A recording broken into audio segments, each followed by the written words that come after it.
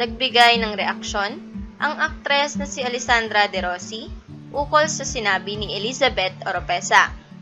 Sinabihan ni Elizabeth ang ilang vocal celebrities na dahil sa patuloy na pagsasalita ng mga ito ukol sa issue sa politika at lipunan. Ayon naman kay Alessandra, ay sang-ayon naman siya sa sinabi ni Elizabeth. I love Tita Oro and she's right. Pero wala kaming spokesperson at tagagawa ng alibay.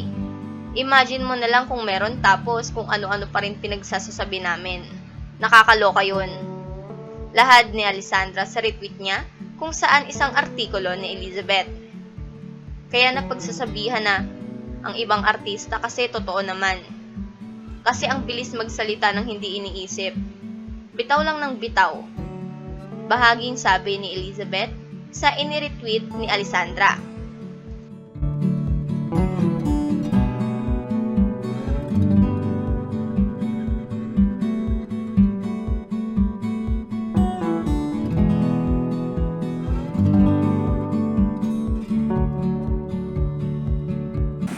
Share, subscribe!